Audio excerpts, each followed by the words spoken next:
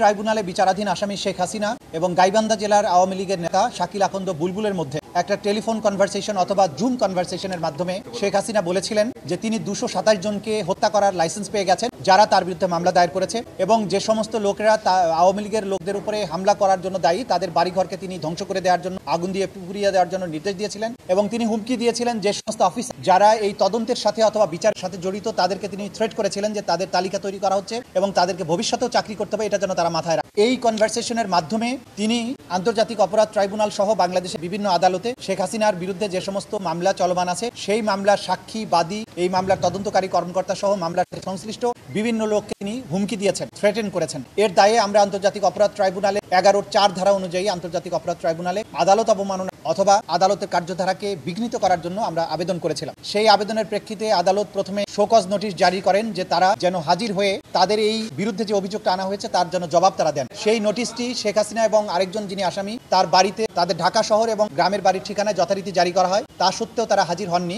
এরপরে আদালত পরবর্তীতে নির্দেশ দিয়ে দুটি জাতীয় পত্রিকায় নোটিশ আকারে এটা ছাপার নির্দেশ দেন যে তারা যেন এই আদালতে হাজির হয়ে এই কন্টেম্পটের রুলের ব্যাখ্যা দেন, তা সত্ত্বেও তারা হাজির হননি। এরপরে আদালত আসামিদেরকে ডিফেন্ড করার জন্য স্টেট ডিফেন্স লয়ার নিয়োগ করেন এবং এর বাইরে অতিরিক্ত হিসাবে সুপ্রিম কোর্টের একজন সিনিয়র আইনজীবীকে এমিকাস কিউরি হিসাবে নিয়োগ দেন এবং আজকে এটার উপরে চূড়ান্ত শুনানি অনুষ্ঠিত হয়। আজকে আন্তর্জাতিক অপরাধ ট্রাইব্যুনালের প্রসিকিউশনের পক্ষ থেকে আমরা আর্গুমেন্ট করি এবং এর বাইরে এমিকাস কিউরি এবং স্টেট ডিফেন্স লয়ারও আর্গুমেন্ট করেন। আজকে আমরা সাবমিশনে যেটা বলেছিলাম যে শেখ হাসিনার যে তর্কিত যে কনভারসেশন সেটিকে আমরা পুলিশের ক্রিমিনাল ইনভেস্টিগেশন ডিপার্টমেন্ট অর্থাৎ সিআইডির মাধ্যমে পরীক্ষা নিরীক্ষা করিয়েছি। তারা পরীক্ষা করে রিপোর্ট দিয়েছেন যে এই কনভারসেশনের যে দুজন ব্যক্তির বক্তব্য আছে সেই কণ্ঠস্বর দুটি, একটি শেখ হাসিনার এবং একটি শাকিল আকন্দ বুলবুলের, এবং এই কনভারসেশনটি এআই জেনারেটেড নয়, অর্থাৎ প্রযুক্তির সাহায্যে তৈরি করা হয়নি, এটি জেনুইন একটি কনভারসেশন। এই কনভারসেশনটি